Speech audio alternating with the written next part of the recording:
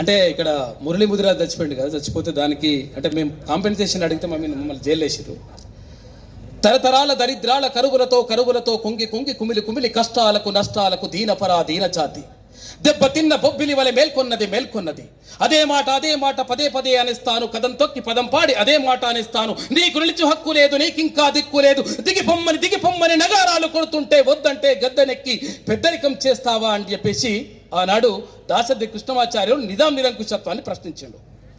ఇప్పుడు తెలంగాణ విద్యార్థి లోకమంతా కూడా, నిరుద్యోగ లోకమంతా కూడా దిగిపొమ్మని కేసీఆర్ని ప్రశ్నించింది. నైజామోని ఆనవాళ్ళు నా జాతిని ఇంకా వేధిస్తూనే ఉన్నాయి.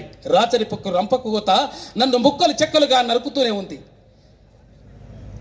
పెన్నులన్నీ చదువులన్నీ మూటగట్టి సమరానికి సయ్యన్నం, భూమి తల్లి విముక్తికై పోరుబాట పట్టినం, కానీ ఇప్పుడు మేం లేనోళ్ళం అని చెప్పేసి అనుకున్నటువంటి సందర్భంలో ఎట్టి పరిస్థితుల్లో ఈ దుర్మార్గమైనటువంటి ప్రభుత్వం ఉంటే అన్యాయం జరుగుతుంది కాబట్టి ఎట్టి పరిస్థితుల్లో ఆ ప్రభుత్వం ఉండడానికి వీల్లేదు అని చెప్పేసి విద్యార్థి లోకమంతా, నిరుద్యోగులంతా కలిసికట్టుగా పోరాటం చేసిండ్రు.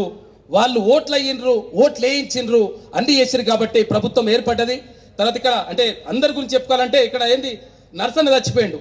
ఏది డాక్టర్ నర్సన్న పిహెచ్డి కంప్లీట్ అయిపోయింది, ఆయన చచ్చిపోయిండు. తర్వాత ఇక్కడ రవీందర్ నాయక్ చచ్చిపోయిండు, విద్యార్థి అంటే నిరుద్యోగిగా ఉండి doctor Ravinder Nayak PhD complete చేసిన వాళ్ళందరూ కూడా చచ్చిపోయినారు. అరే వీళ్ళందరూ చచ్చిపోతా ఉంటే 1200 మంది చచ్చిపోతూ ఉంటే ఎట్లా పరిస్థితి అని చెప్పేసి దాని గురించి ఆలోచించినాం. అంటే మీరు అందరు కూడా సహకరించారు.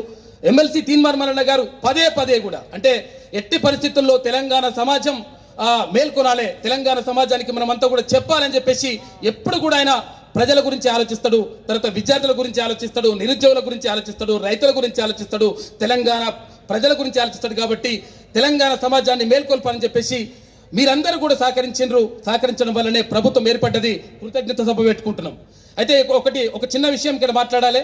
అంటే చాలా మంది ఏమనుకుంటారంటే విశ్వవిద్యాలయాల్లో చదివేటువంటి అని యూనివర్సిటీలో చదివేటువంటి విద్యార్థులకు అంతా ఫ్రీగానే భూమ పెడతారని చెప్పేసి అనుకుంటారు. ఫ్రీగా ఏం భూమ పెట్టరు.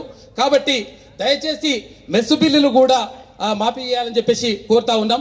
తర్వాత ఇంకొకటి ఏంటంటే మెస్ బిల్లులు అన్ని యూనివర్సిటీలకు సంబంధించి, తర్వాత దీంతో పాటు జాబ్ క్యాలెండర్ ఎలాగో వేస్తూ ఉన్నారు. దీంతో పాటు ఇంకొకటి ఏంటంటే పిహెచ్డి స్కాలర్లకు ఈ దుర్మార్గమైనటువంటి కేసీఆర్ ప్రభుత్వం 10 సంవత్సరాలు ₹1 కూడా ఇవ్వలేదు. నేను కూడా పిహెచ్డి స్కాలర్, ఇక్కడ ₹1 కూడా ఇవ్వలేదు. కాబట్టి నాన్ నెట్ ఫెలోషిప్ను కూడా మళ్ళీ పునరుద్ధరించాలి. అంటే దానికి కూడా కృతజ్ఞత చెప్తాం. ఎందుకంటే మంచి ప్రభుత్వం అంటే పిల్లలకు అక్కడ మెస్ ఛార్జీలు పెంచింది, తర్వాత అన్ని కూడా చేసింది. ఇంకా చాలా విషయాలు మాట్లాడాలనుకున్నాం కానీ ఇప్పుడు సమయం కరెక్ట్ కాదు. అందరికీ ధన్యవాదాలు. థ్యాంక్ యూ మనోతరి అన్న.